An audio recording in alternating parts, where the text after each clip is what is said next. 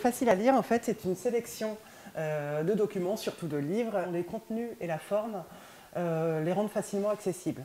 Donc ça peut être destiné à des personnes qui soit sont juste pas de très bons lecteurs, soit ont des difficultés avec la langue française pour diverses raisons.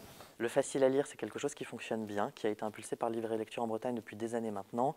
Et il est vrai que le Finistère, à travers certaines de ses bibliothèques, a aussi été précurseur en la matière. En tant que bibliothèque départementale, on a aussi une mission qui est d'accompagner les bibliothèques. Donc par rapport à ça, on a mis en place des outils, des malles, des valises faciles à lire, du mobilier aussi qu'on peut prêter pour créer des espaces. Et l'idée, c'était aussi, lorsqu'on a pensé le dispositif, que ça sorte aussi des murs. C'est-à-dire que ce n'est pas si simple non plus de venir dans une bibliothèque quand on n'a pas les codes, quand on est éloigné de la culture, etc. On travaille effectivement sur les publics empêchés parce que d'abord, on essaie d'être ouvert le plus largement à tous les publics. Le département a dans ses missions, ses compétences principales, la solidarité. Donc c'est quelque chose effectivement de très important pour les bibliothèques départementales. Dans le facile à lire, l'idée c'est que ce soit simple, aéré, des courts chapitres ou beaucoup d'illustrations.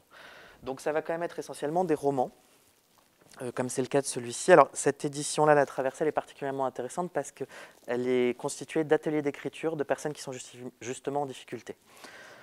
Donc vous voyez, ça va être des mises en page aérées, des courts chapitres. Généralement les chapitres font 2 pages, pas plus. Et un nombre de pages qui s'arrête à 89, 90, voilà.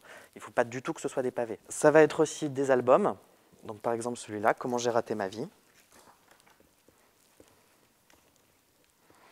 Donc vous voyez là l'intérêt de ce genre d'album, c'est que c'est une page, une phrase, une illustration. Et puis ça peut être aussi des bandes dessinées, où c'est pareil, il y a une attention qui est portée au fait qu'il ne faut pas qu'il y ait trop de texte, que les illustrations soient suffisamment grandes, qu'il n'y ait pas non plus trop de cases.